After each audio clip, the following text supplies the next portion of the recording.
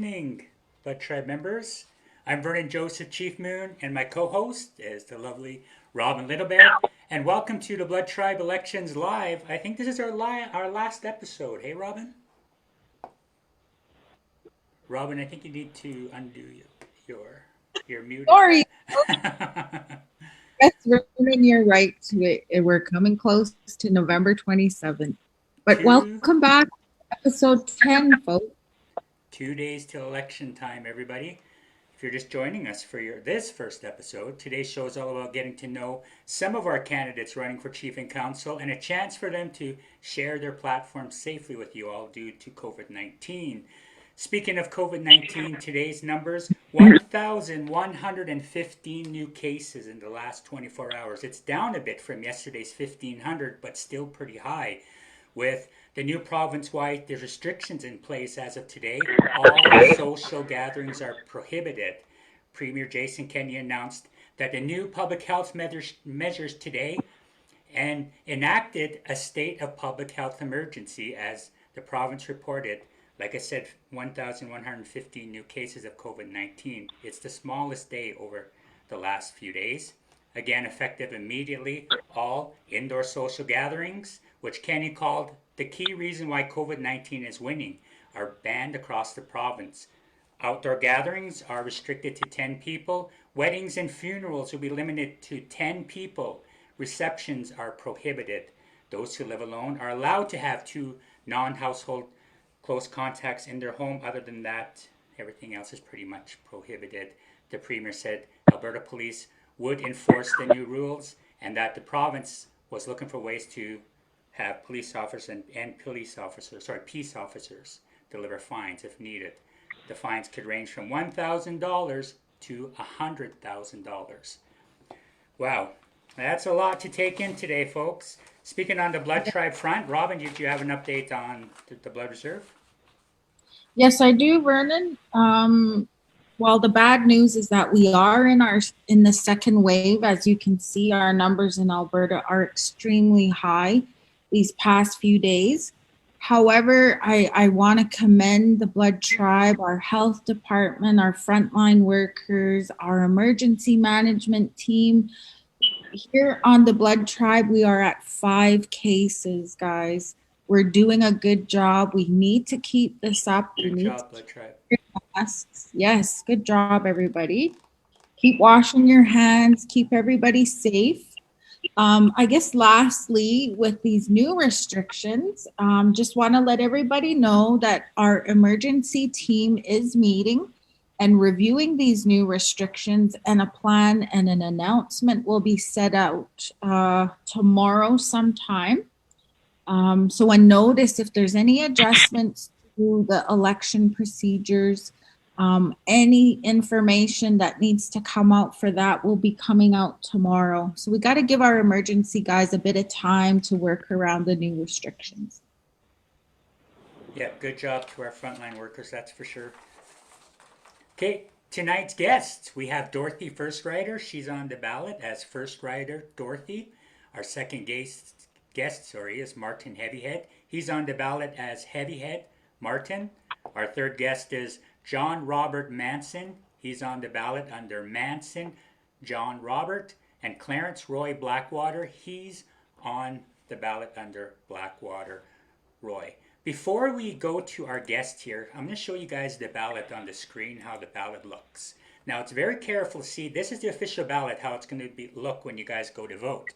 It's really important that you color within those circles appropriately. If you put an X, a check mark, it is not going to be counted.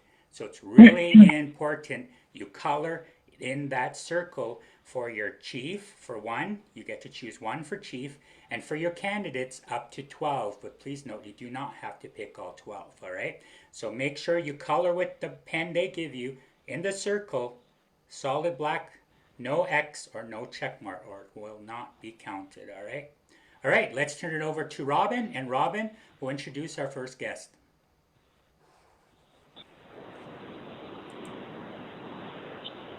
Robin, your microphone. Oh gosh. One of those evenings. Welcome, everybody. Our first guest tonight is Dorothy Teresa First Rider, and on the candidate list, she is number 31. Dorothy, her microphone is ready to go. Dorothy, you have the floor. Please introduce yourself to our viewers and share your platform. Okay, Niksho, thank you very much, Robin and Vernon, for inviting me to participate in tonight's virtual forum. Nistoako Ito Momahka, and I'm from the Fish Eater and the Lone Fighter clan, and I'm married to Dennis First Rider, and we have 4 children. I do have a Bachelor of Honors degree that I completed at the University of Saskatchewan. And I was doing my thesis on Fanagma, which is the First Nations Oil and Gas and Monies Management Act. And that was my master's thesis. It was concentrating on doing a comparison between fiduciary obligations versus liabilities that First Nations take on when they decide to opt into opting legislation. So when I was doing my thesis, there were no First Nations that had opted into the act. And as a result, I wasn't able to complete it because it was a comparison. It was only in the last few years that I think right now there's about 3 or 5 First Nations that have since opted into it, but the Blood Tribe never did. And so having said that, one of the reasons that I decided to run for council initially in 1994 was because I had heard a lot of the elders, especially my elders, talk about all of our claims, and in it, it instilled a real interest for me, and as well in relation to the treaty and Aboriginal rights of our First Nations. Over the years, when I completed university, I began working for the tribe, and I had a contract position with the Treaty 7 Chiefs Association. And I was the Indian government advisor. I was given an opportunity to coordinate a study on the interpretation of the spirit and intent of Treaty 7, also known as the Blackfoot Treaty. What the chiefs wanted to determine was if there was a common understanding among the Treaty 7 participants of the Blackfoot Treaty in why we had entered into the treaty. At the end of the day, it was determined in a consensus by all of those First Nations that we never ceded, surrendered our lands. What it ended up being was a peace and friendship treaty. So that resulted in the publication of the work that we had did. And it's called The True Spirit and Original Intent of Treaty 7. And that book is well used in the high schools, colleges, and universities across Canada and in the States. Since I was on council, I was assigned to the Tribal Government Committee. And as chairperson, I was chairperson from 1994 up to the present. We began pursuing the claims aggressively. And fortunately, we had settled the acres claim. It took us about a year, no more than a year and a half, to settle that particular claim. The other one that we pursued aggressively was the bombing and gunnery range. And we settled that as well in the last term. The money went towards the new public works building and the new ceremonial building. And this was based on the elders and the societies and the communities voicing their interest in having these 2 new buildings that were much needed. The other claim that we aggressively pursued was the mismanagement of assets claim. We were able to settle that, and the highest that any First Nation could receive under these specific claims policy was $150 million. That's what the tribe received. And that money was going to go to, and it's still in trust, it's going to go to a new hockey rink. A portion of the costs will come from the assets claim, a new administration building, a new peacekeeping / courthouse. It's going to upgrade the Red Crow Park. It is going to also upgrade the rodeo grounds, and $20 million of that went to the Red Crow Community College, which is under construction right now. As well, people also were interested in a hotel/casino. So much money was put aside to go into that initiative.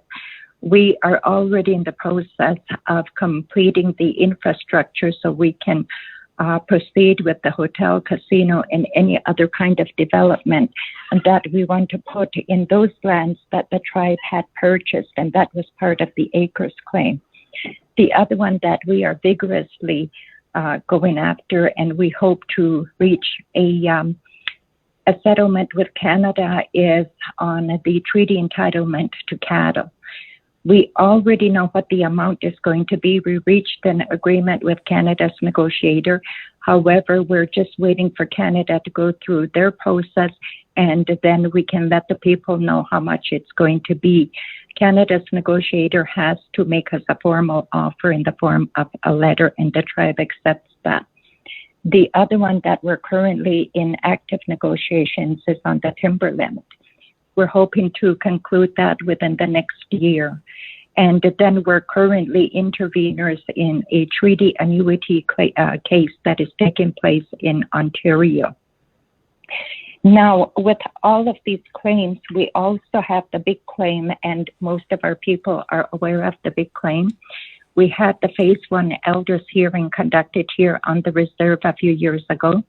And then the chief and council appointed me as the witness to appear for the tribe when the court hearing took place in Calgary. And as the witness, it was very challenging and stressful, but it was part of my duties as a counselor. Once you're tasked with something, you need to fulfill that duty. And then Phase 3 of the big claim is going to be heard in May of 2021.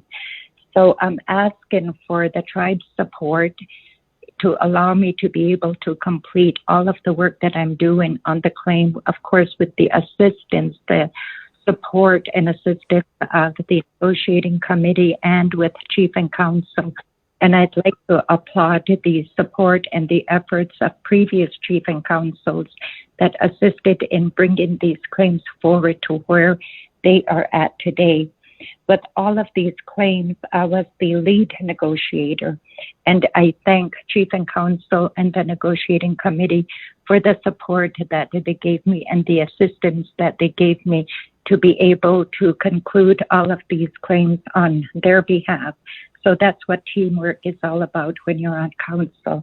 You need to ensure that you provide that kind of support and their expertise.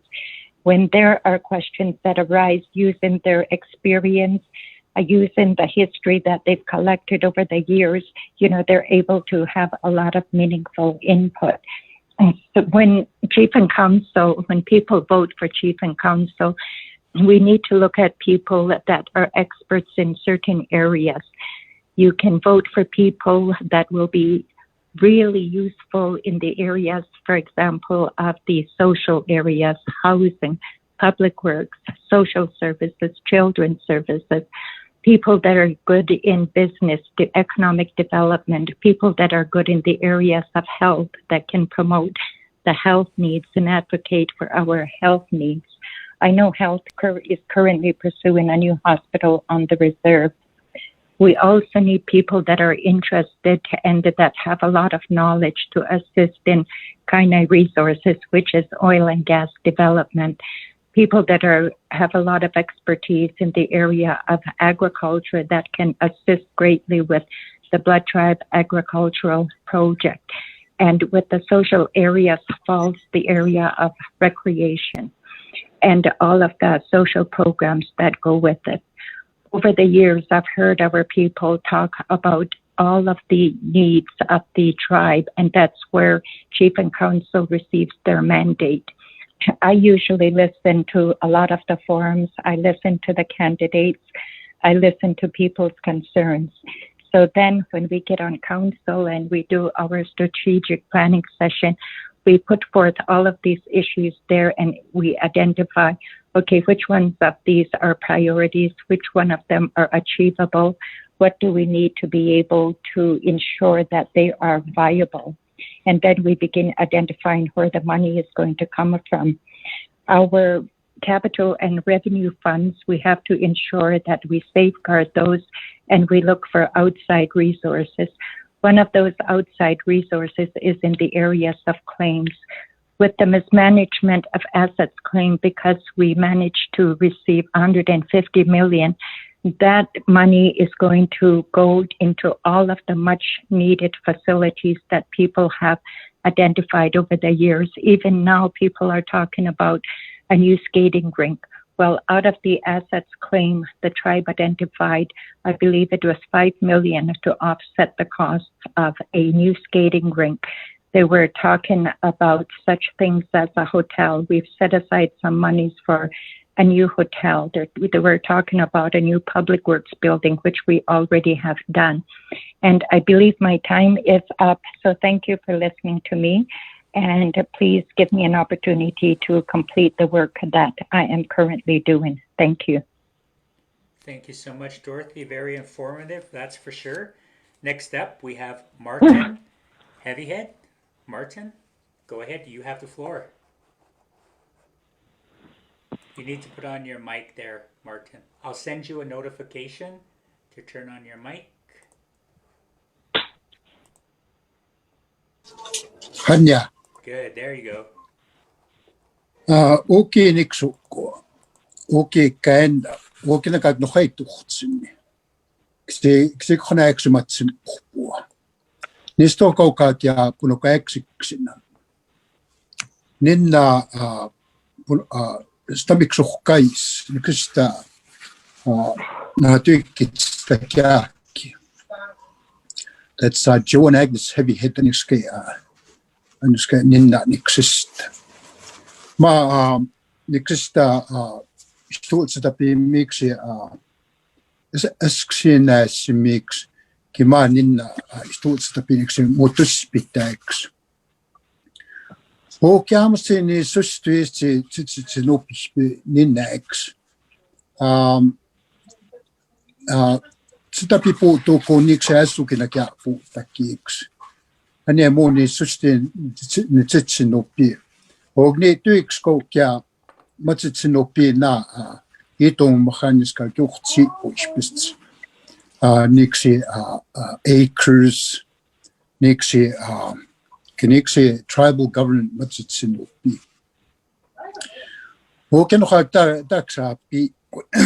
Hello, everybody. My name is Martin Heavyhead. My parents were Agnes and Joe Heavyhead. And in the last 4 years that I've been on council, I was on the health board. When I first got on the health board had been in third party. They had been in third party for finance, and then they were in third party for governance after that. So when I got on council and I was on the health board, the health board was just coming out of third party for governance. So anyway, I got on the health board, and for a couple of years, we weren't really working well. The previous council had given the drug epidemic, the opioid crisis, to a different agency when it should have been something that was handled by the health department right off the bat. However, I became chairman after 2 years, and at that point we took over we took on the opioid epidemic, and we started up the staff started up the detox center, and the detox has been quite successful, and in fact we now have taken over We've now taken over the Fort McLeod or Foothills Detox. We've also been approached by Sunrise, which was formerly the Napi Lodge. later on Lakeside, I think it was, and now it's the Sunrise Detox Center. So they've asked us to take these over. Their approach was to deal with alcoholism, and they pretty well stayed on that focus for a long time, to the point where they were losing sight of the fact that our real crisis is with drugs. So anyway, the detox center was a whole new approach where they weren't using nurses, but using paramedics to actually give needles to the people that were addicted, and get them onto Suboxone or some kind of treatment like methadone, and eventually get them back into regular life, hopefully. But we've always been talking at Health. Always been talking about a continuum of care, from detox to treatment to transition back into society. And so these are the things that we're finally starting to get to do. We have the detox, of course. We started off with 6 beds. We were funded for 6 beds. And then we got funded for 24. And there's a waiting list of about 200 people. And then we got into Fort McLeod as well, and now into Lethbridge with the detox. So now the Kainai Healing Lodge has kind of changed their perspective, and they've changed direction to where they're going to be dealing with treatment for drugs. And it's not about treating or teaching people about drugs or alcohol or anything like that. People already know about drugs and alcohol and how it affects them. What it's about is connecting people back to their roots, their traditions, and helping them, to have a better future. So, Health is working towards that continuum of care, and hopefully giving people a better future, even though they've been doing drugs or whatever. I was also on the KRI, and KRI has had a number of initiatives that have been very successful. And of course, Dorothy talked about acres and also the tribal government that I was also serving on. And I hope to continue on in the future to pursue these efforts that we've been working on up to this date. So I want to thank you very much, and ask for your vote. Thank you very much. Thank you, Martin. Thank you. Okay, Robin, did you want to introduce our next guest?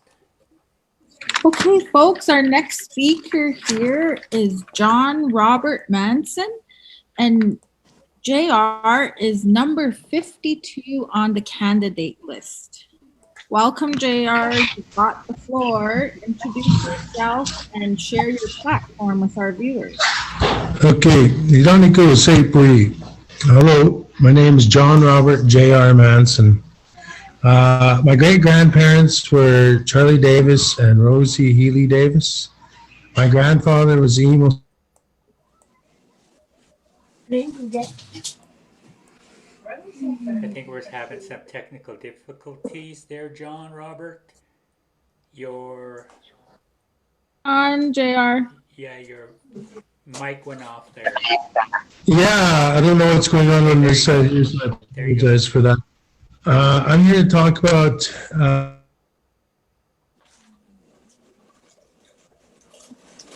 Hang on, JR. Wait till we can hear you. Test. On our end, it says J.R. Manson's network bandwidth is low.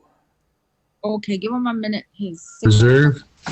I went on from there and went into university where I did my studies for management degree. I continued on into the University of Calgary, where I went and did my my law degree.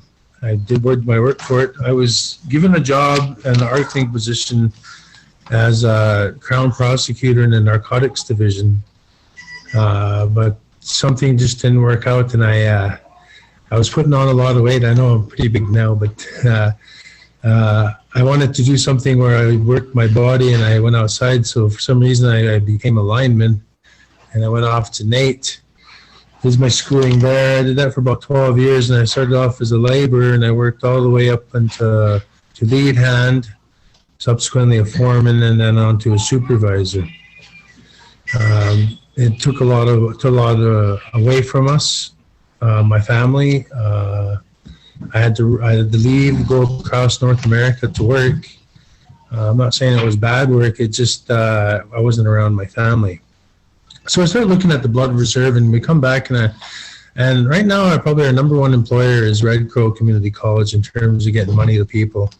And that's a good initiative, and more power to education. Education is the best possible way of advancing your lives and also broadening your horizons in the world that we live in today. So, but what I started to see was we go off the reserve, we get educated, we come back to the reserve, and there's nothing there for us. We are the largest reserve in Canada, aside from Nunavut, which is a territory. In that, we come back and there's nothing available for us. There's no jobs. You pretty much literally got to wait till someone passes away to get that job, and then it's a fight for that one job. And I started thinking about, well, how about the other tribes worked on getting their economic prosperity going? And I was raised in Amiskaupi, Piikani, in Browning, and my father there, Bob Jarvis, who was one of the people who had started off this concept called TARO. TARO is an acronym that stands for Treaty and Employment Rights Office. And what TARO is really a secretariat or an advocate for the members of the tribe it's on. It started in Browning in the late 70s.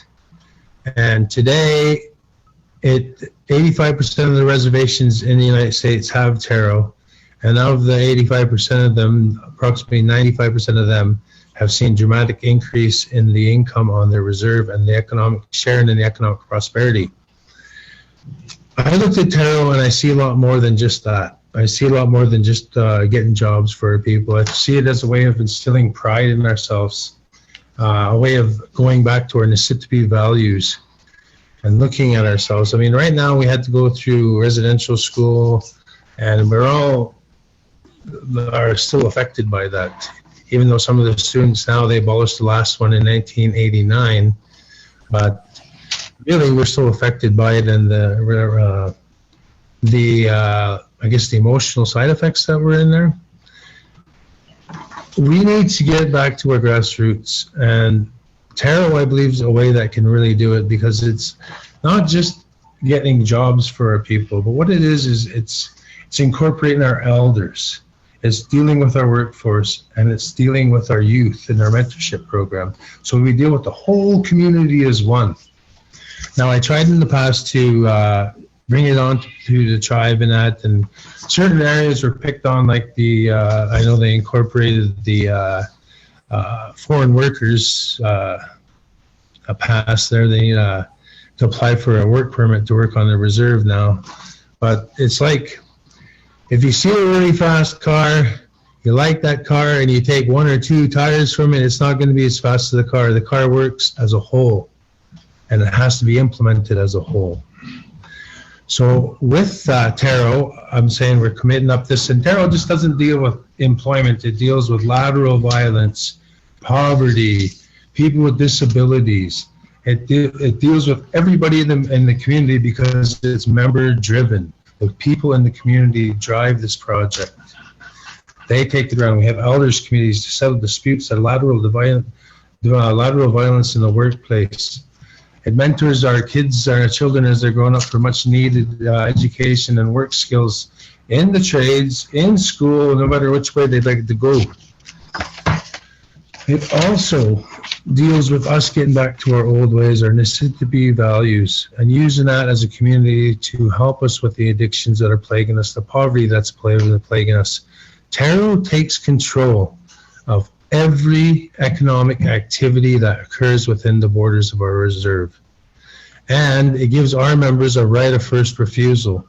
I believe in tarot so much that I am willing, if elected, to hire a Blood Tribe member to be my administrative assistant. I will pay them out of my own pocket. That's how much I believe in tarot. I will set up an office to be readily available to all the people and the public. This is so good of it's so enriching of an idea, or it's not even an idea, it's a tried, tested, and proven way of bringing our people to share in the economic growth and prosperity on our reserve. Help me help you, and together we can make the Blood Tribe great again. Thank you very much. Good job, JR. Okay, folks. Our last guest this evening is Clarence Roy Blackwater. Clarence, you have the floor. Please introduce yourself and share your platform with our viewers. Can you hear me? Yep, you're good. There's something on my screen. Okay.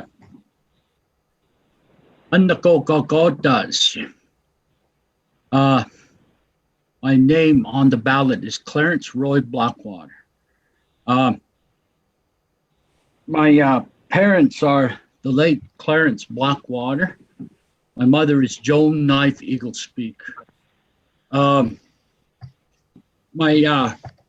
little bit about myself. I was educated at MIG St. Mary's High School. From there, I moved on to Lethbridge Community College. I got into ag tech about 1 year of it, and that's when my my career in the construction business began. I got into they call it interior latex specialist. That's a drywall journeyman red seal, and I got that through Lethbridge Community College. I worked with that business it was my own business. I was in there for at least 15 plus years. I worked on the reserve and off the reserve. I did residential and commercial projects. A lot of the stuff, the buildings you see existing on the reserve, I did a lot of work in there. Under general contractors such as Ledcor and Roos Acoustics from Sigohwood. He's a good friend of mine, and we completed a lot of good projects, and I hired a lot of our people. I taught a lot of them how to do that job. It's a really good job. It's self-sufficient. You can pretty well work wherever you want. You never run out of work. Everybody needs houses. Buildings need to be built for for the future. And so I was really thankful that I fell into that type of construction, and it took a toll on my body. So I decided that I needed to get into something else, a little easier on myself, my body. I decided, well, it was a big step to follow my educational journey, and for being out of school for so long. And I commend Red Crow for for giving me that chance, Red Crow College.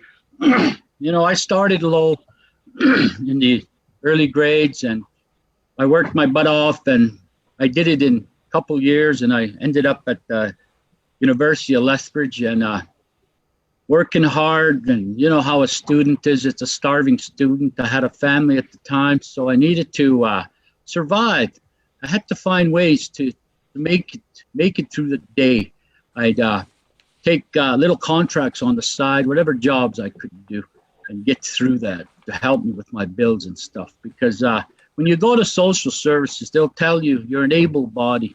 You know, they don't support that stuff. So to me, I took it on my own initiative to go out there and pursue my goals. So as you can see, I'm a hard worker and I have a drive to oversee whatever's in front of me.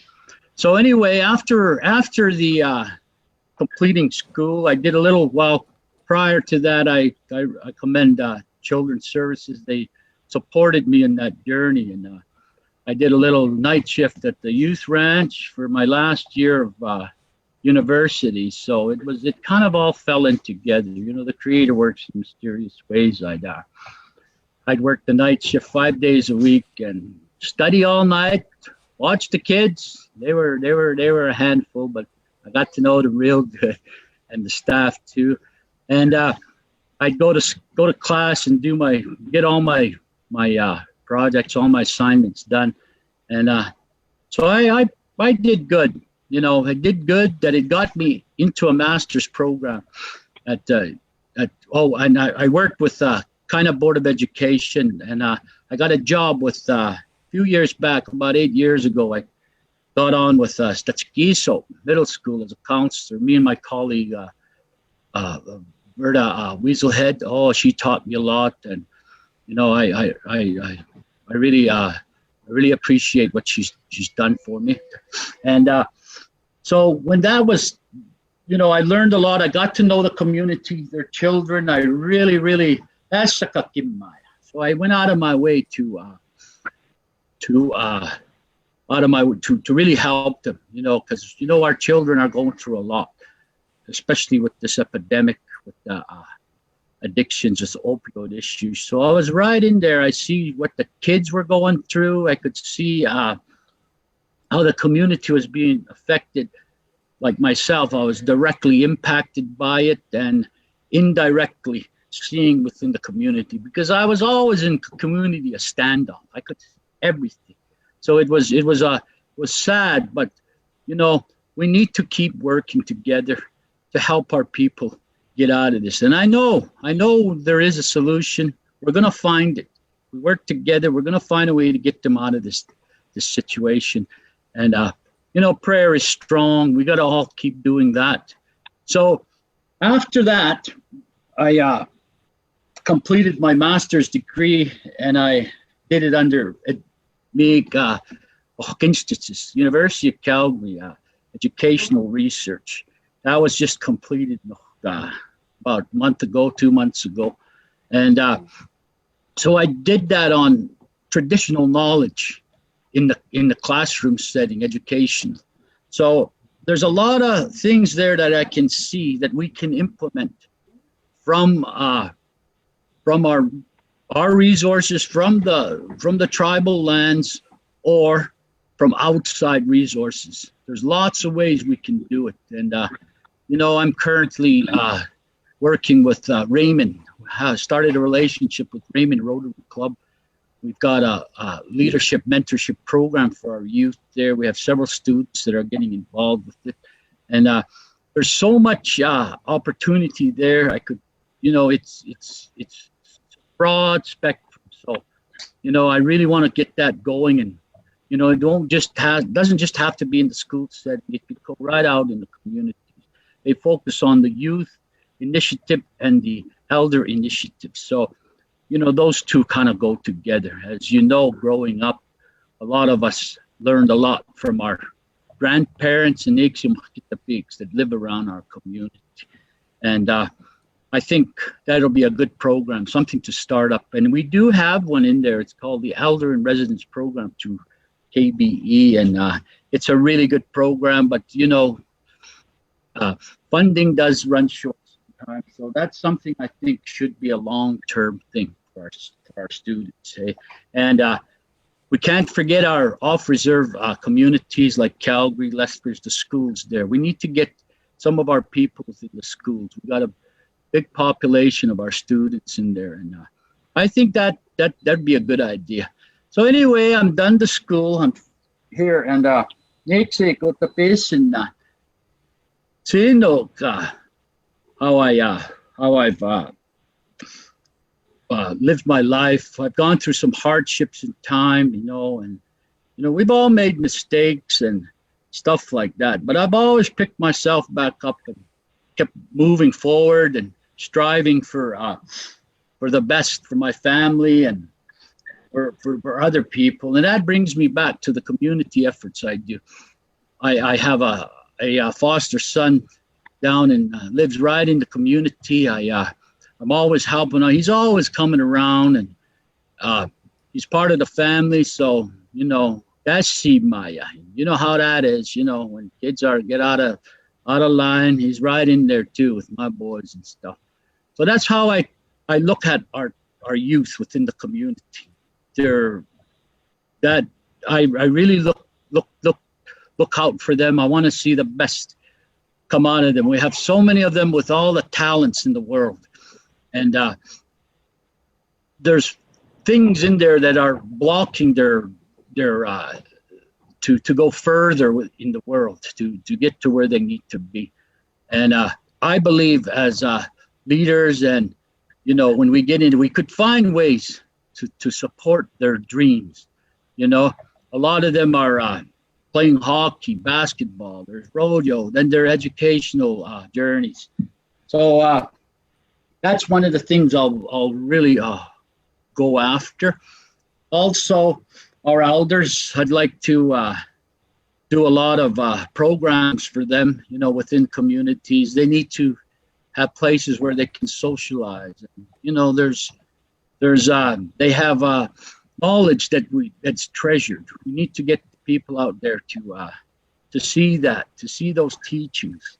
Because if you look back at what's happening with our community now and our addictions that's going on, it's the elders that kind of set the foundation in our teachings. Like nisto, kipotapoka, natsina, kikinatse, stowatok. And I learned a lot. I must have gave them a lot of headaches when I was growing up and putting myself in certain situations. But for me, that's life, Life can give you a lot of challenges, but we need to focus on what's at hand. And that's not 2 days back, not 2 days forward, but at the moment now. Live for right now. There's such a thing as short-term goals, long-term goals, and programs like that. We can look at stuff like that. And I believe if we can get in, if it was elected for this term, 2020 for council, these are the kind of things I want to look at. We need to start this so that healing journey can begin for our people on the blood reserve. Okay? So, but that's a little bit about myself, and I spoke a little bit about my platform. I've got the traditional knowledge I'm focusing on, and that's our ceremonial and our pigs. We have to look out for them. We got to keep them safe. Look at the storm that hit, It's a blessing though, but it kept people home, and we didn't need to be going out, and that kept our numbers low for this COVID. But in the future, we need to be on the ball. We need to make sure they have food. Some of them are sick, they need medical attention. Well, those are the things we need to all focus on, set up schedules, stuff for them that our mandates will focus on. And for our youth, that's important too. We've got the schools, we've got all these other programs, and we've got the recreation, we've got different facilities all over each community. And I know there are programs that are going on. So, and they're doing what they can with their limited funding, and there's different avenues. So like I said, there's different ways of getting funding from our own resources and off. And that's what I want to stress here, that I'm educated, and I know how to speak to the white man. I know how to work with them. I'm real easygoing. I'm approachable, and I like to be around people. I like to work hard, and whenever I've got on task, I'm going to give it everything I got. So But the pace na sumi ka kimats. We're almost there. We got 2 more days, and we shall elect our leaders, our chief, and our 12 counselors. So thank you for listening to me. I'm very humbled that I was nominated. I wasn't really thinking about it, but sometimes no, he's bad. Things happen for a reason, and I believe there's new things coming to us, and I think we're all ready for that. Again, thank you guys, and I'd like to thank Robin and Vernon. You're doing an excellent job. The people need to see this. This is really good. Our people need to hear what's happening. Everybody has a voice. Thank you very much. Thank you, Clarence. That's Clarence Roy Blackwater on the ballot. On the ballot, you'll see it as Blackwater Clarence Roy. All right. So remember his name if you want to vote for him. Now we're moving to the second portion of our show where Robin will ask the candidates a question about their platform. Go ahead, Robin. Okay, folks. Some good discussion here. Good presentation from our candidates. Good job, you guys. So we're going to go back to Dorothy, our first speaker, number 31 on the candidates list. Dorothy, you shared about the work you did on your thesis on phenogma, and then you talked about your interest in claims and Aboriginal and treaty rights. You talked about being the Indian government advisor and the work that you did to produce the Truth, Spirit, and Intent of Treaty 7, the book. And I guess the result of the work there, that Treaty number 7, or the Blackfoot Treaty, was a peace and friendship treaty. Then you talked about your terms on council. You've sat on tribal government for many years and worked on claims such as the Acres claim, the bombing and gunnery range, which has funded our public works building and our new ceremonial building. You talked about the mismanagement of assets claim, which we now have in trust. We have capital funds there. And the $150 million settlement.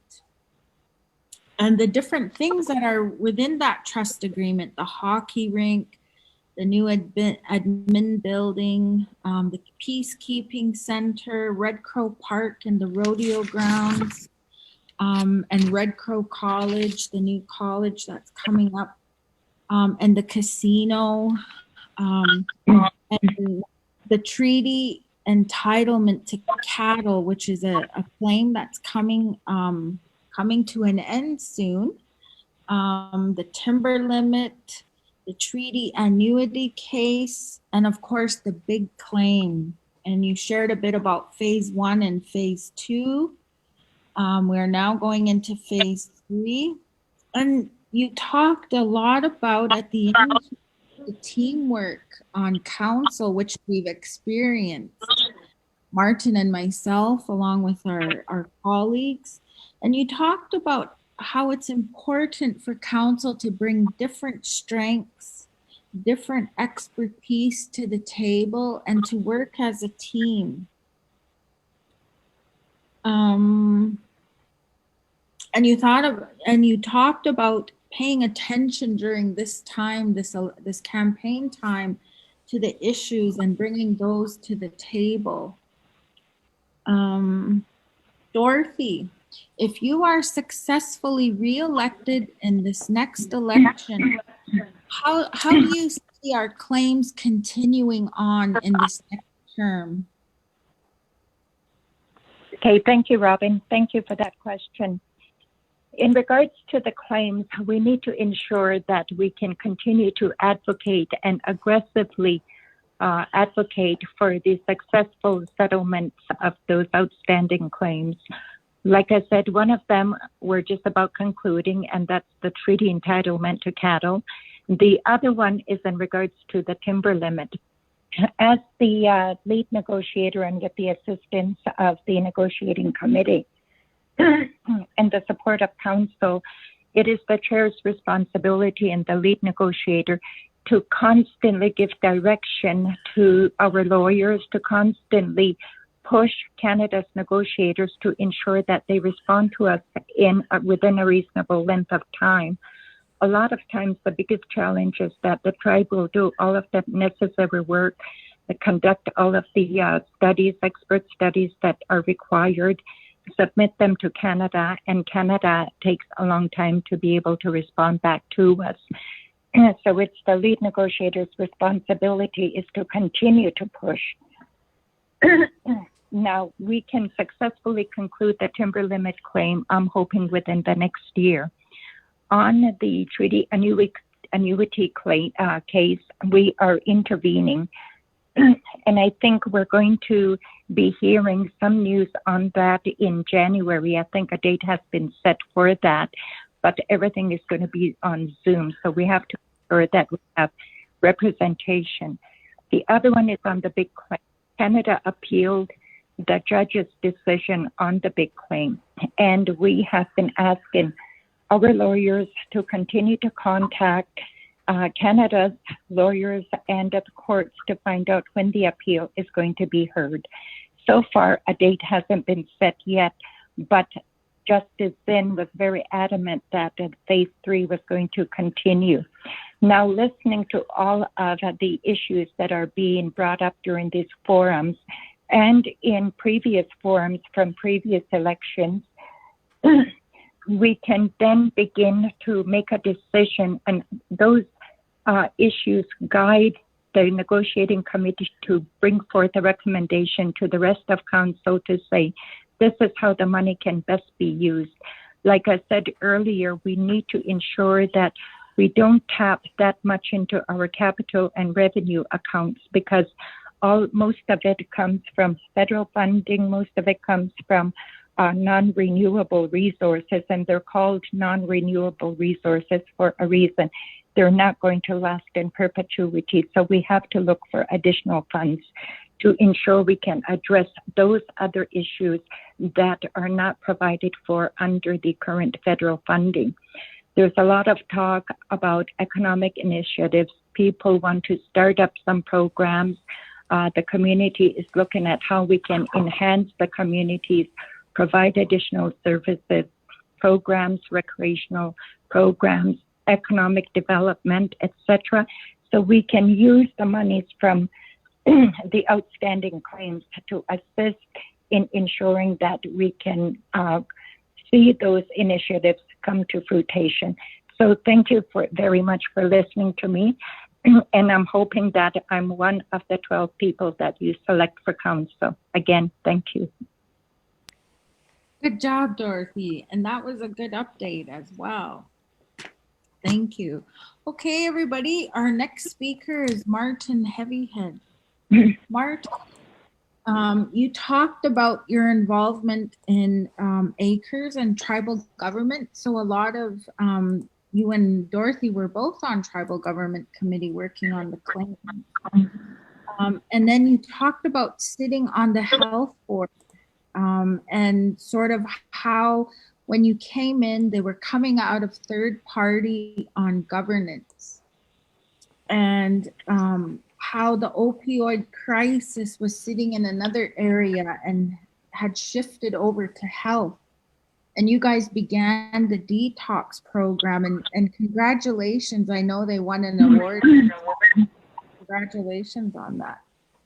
You talked about also now being approached, health has been approached by the province to now take over the Fort McLeod detox and Sunrise in Lethbridge.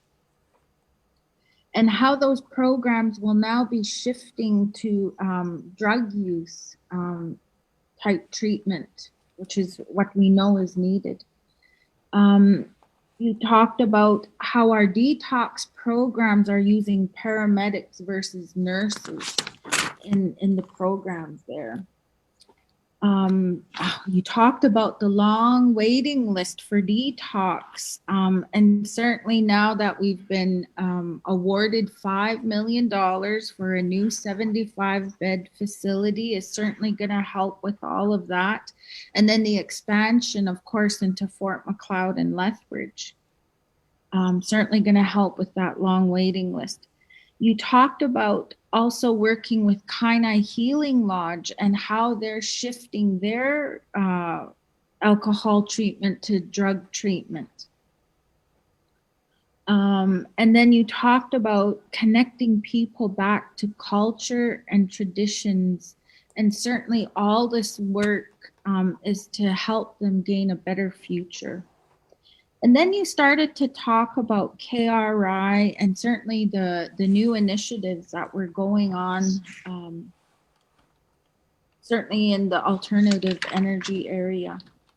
Martin, if you are successfully re-elected to council this next election, tell us where you see, what do you believe is the future of health? Where do you see things going for health in this next term? Okay, thank you very much, Robin. When I first sat on council and I went over to tribal government, I was quite surprised by the amount of work that had been done, and that the all these settlements had been made. I was quite excited about that, and I want to thank Dorothy and say she did a really good job, and I hope that continues. In terms of health, right now I said that we're hoping to have a continuum of care from detox to treatment, to transition back into the community for people that are addicted. And we have to realize that right now, we have a lot of good ideas going forward, but we have to realize we're in the middle of a pandemic. And a lot of the stuff that we're hoping to do isn't going to get done right away.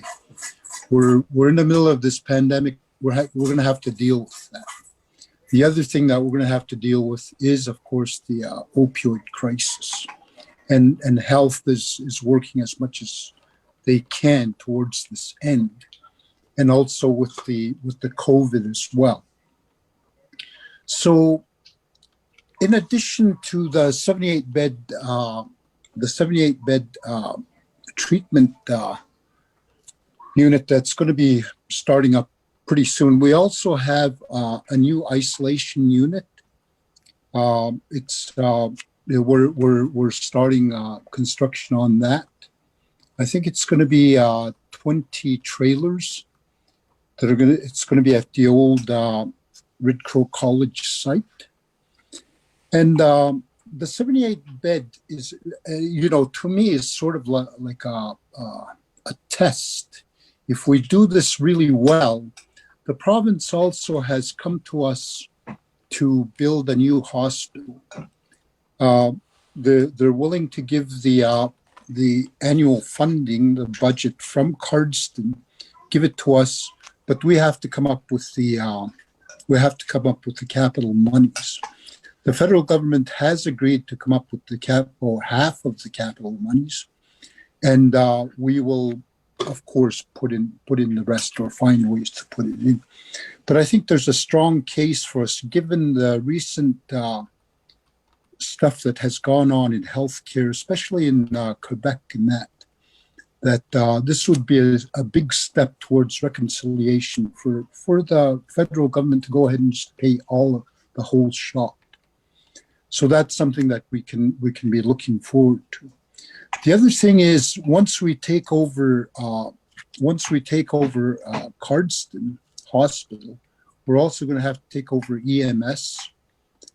Even Pincher Creek has come forward for us to help them with their EMS, and it looks like possibly Blood Tribe might have all the EMS in the southwest corner of Alberta. So the future for health is very bright, and keep working at it, hopefully, and be very successful with doing that.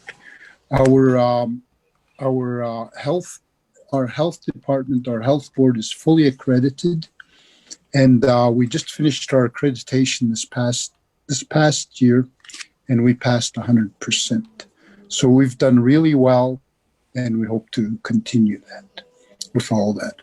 So I want to thank Robin. I want to thank Vernon, Clarence, John, and Dorothy. Thank you very much.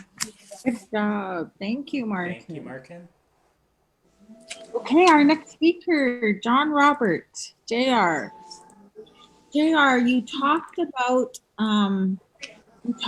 how your father started tarot back in the 70s. I could totally hear your passion about tarot in your talk earlier.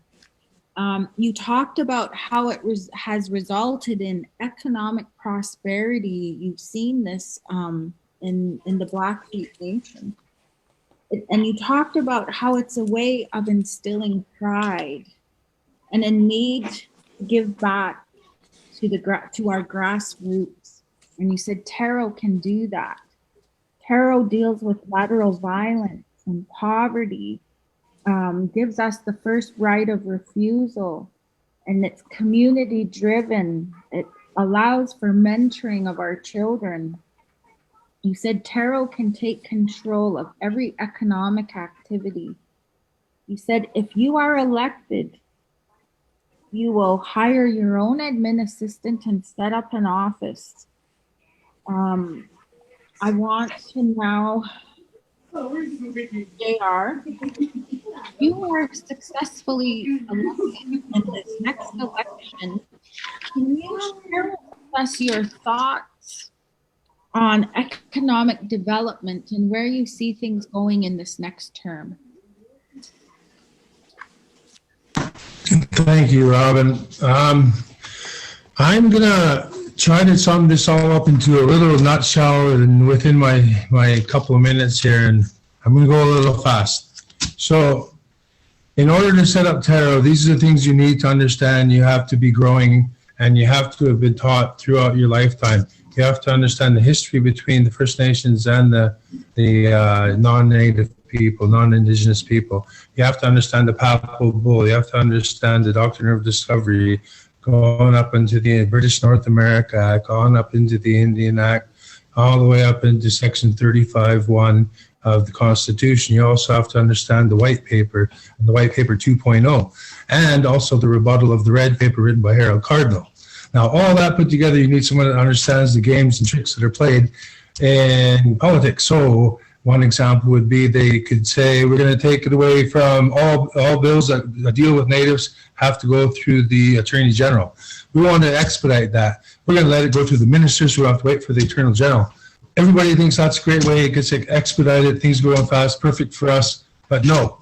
What it does is it takes away from a nation to nation. When you're dealing with the Governor General, it's nation to nation. When you're dealing with the minister, it's provincial, municipal, or in some cases a third order of government, which is everybody thinks we're going towards now.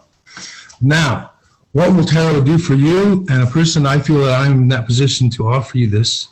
What will it do for the everyday individual? It will, you need money, I need a job, that will go into tarot. It will have a database of people looking for jobs. They will be able to match you with the job or supply you with training how you need to. Or if you are finding you're having lateral violence in the workplace, you can go to tarot. They will bring in elders, always at arm's reach length, and they will deal with the matter. And you never know what it could be. It could be over $20 from way back 5, 10, 15 years ago. I don't know what it could be. But there's something there stopping two people from working together and coming up with the final product. Now, we also need to understand that the youth are taken into this, and they're going through a mentorship program. So say if they want to go into the trades, we can assign them someone they can job shadow with. And you can also deal with the workforce, getting them into, but the elders are brought in, and the elders are the driving force behind tarot. Tarot is community driven, and the elders are the ones that have the knowledge, and they would lead us back into the Nisitpi way of life. I'm asking you to put your confidence in me. And if you believe in me, you can help me to help you. And together we can make the blood tribe great again. Thank you. Good job, JR. Good Thank job, Chair. Okay, Rumpa, our next speaker, Clarence Roy Blackwater, also known as Rumpa. Rumpa, you talked about your educational journey and working while you were going to school. And then you talked about you went over to the middle school and started connecting with the kids in our community. You could see what was happening through the children that you were working with. And you talked about your masters of research and how you based it on our traditional knowledge. You talked about a focus on youth and elder initiatives. Also an elder in residence program that you work with. You talked about a focus on our off-reserve community, and you want to see the best for our youth. You talked about elders needing a place to socialize and share their teachings. That's a good pairing, yes, and have our youth there. They set the foundation for our teachings. And you talked about setting short-term and long-term goals to accomplish these things. You want to ensure that elders are taken care of through this pandemic. And you talked about being educated, approachable, and a hard worker, and some other great assets. Rumpa, if you are successfully elected in this next election, can you share with us what you think your approach is to a youth initiative in this next term? Okay, thank you, Robin. I'll just get right to the point. As we see, our kids are really being affected by this epidemic, and the poverty within our communities. And I think we need to start establishing within the community. I know we do have recreation, we do have a skate rink and stuff in each community. However, funding is kind of tough to get to. And from research and from the community that I've been kind of exposed to, I do know that we do have a majority of our land is cultivated. And from off the community, I speak to a lot of the Napiquags, and they do have an initiative going with the youth program from their cultivated lands, each farmers. It's a tax write-off program. Go from every acre to this youth program, and it helps their youth accomplish their goals through sports, academics, whatever they're getting into. And it just, yes, set off the costs it helps with their costs, because some of the people that live off the reserve, they got kids in sports, and they still have to live too. So we can set something up like that for them, just to assist them. And we all know that our youth are going to be running this reserve in the future. So we need to give them something to look forward to and give them a good chance in life. We all had that chance, so we need to give them that. And I believe that would be a good program. And another thing is, we got a lot of